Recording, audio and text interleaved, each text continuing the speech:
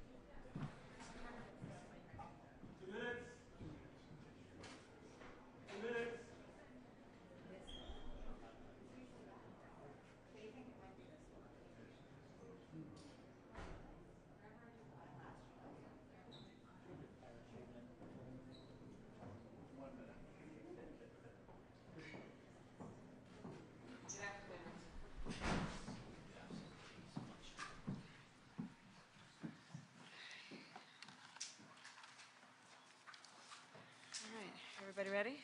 Yeah?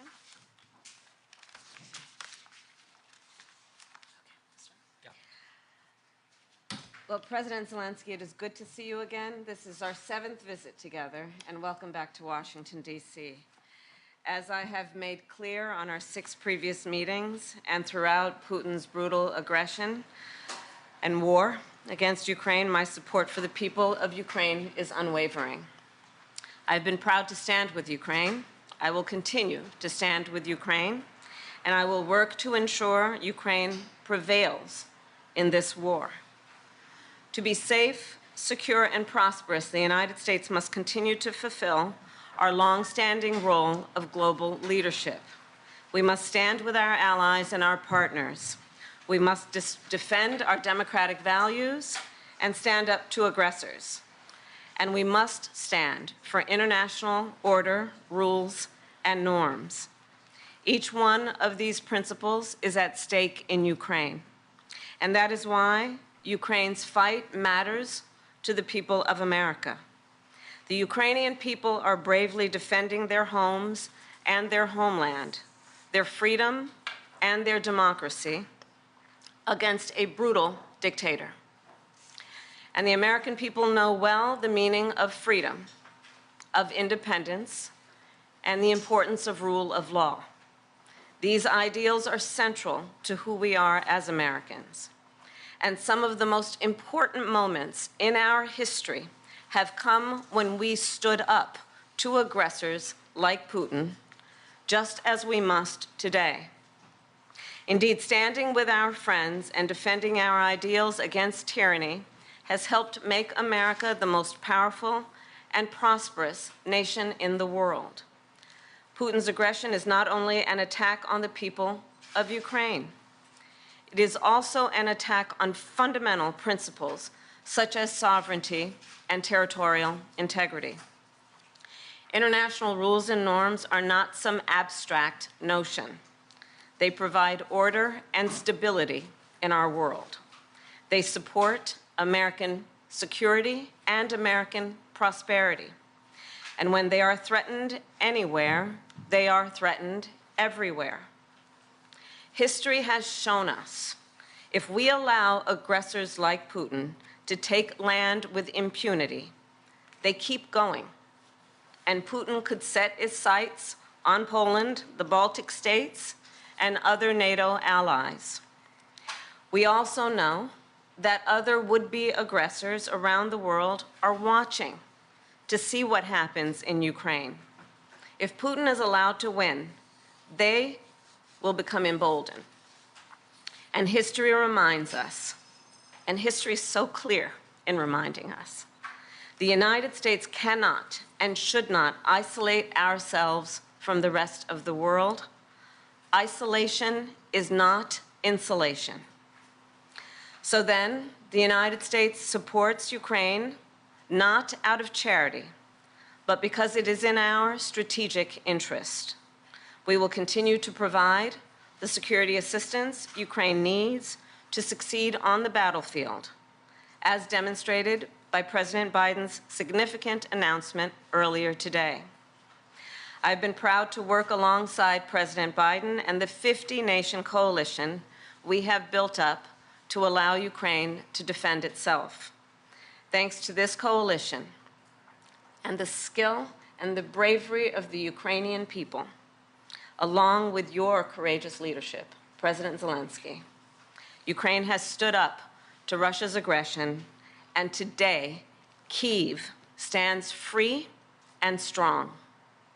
President Zelensky, I am clear. Putin started this war, and he could end it tomorrow if he simply withdrew his troops from Ukraine's sovereign territory. Of course, he has demonstrated no intention of doing that. Instead, he continues to assault civilian infrastructure and terrorize the people of Ukraine.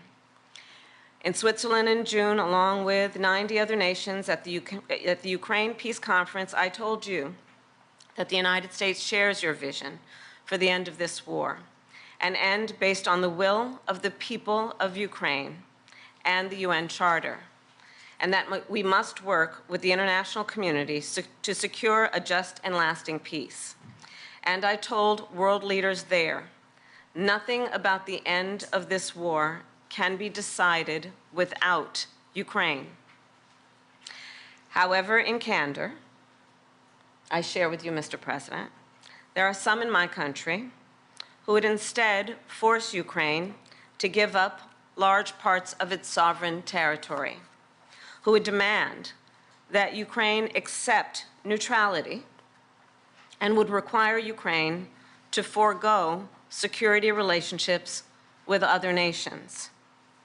These proposals are the same of those of Putin. And let us be clear, they are not proposals for peace. Instead, they are proposals for surrender, which is dangerous and unacceptable. So, President Zelensky, I look forward to our discussion today, and I will continue to work with you to ensure Ukraine prevails in this conflict and remains a free, democratic, and independent nation. Welcome back again. Thank you so much. Madam Vice President, thanks for the invitation. Happy to see you. Dear journalists, I want to especially thank you for your participation in the Peace Summit. And really, it was very important, and we remember it. The format was successful. We are preparing the second one. And now we have to end this war. We need a just peace, and we must protect our people, Ukrainian families, Ukrainian children, and everyone from Putin's civil. And we are grateful to America for supporting Ukraine all along. And we'll have an important meeting today, right after I'd talked to President Biden about the plan of victory, and I will share some details of the plan with Vice President Harris. It's crucial for us to be fully understandable and to work in a full coordination with the United States. And this morning I talked also to the congressmen, both chambers, both parties, and I'm thankful for the bipartisan support. We believe this war can be won and just peace can be closer only with the United States. Madam Vice President, this is our, you said, seventh meeting? Seventh. And not last. And the third meeting, as far as I remember, the third meeting this year. Yes. Thank you. And I want to inform you about the latest developments on the battlefield, of course, and about Ukraine's actions in the Kursk region, on what has been achieved and the ambitions ahead. Today we have a new strong support package, as you said, and we have common view on the things that need to be done. We have to keep pressure on Russia to stop the war and to make truly lasting and just peace. It's a top priority for us and for other freedom-loving nations to achieve not a freezing, but real peace for us.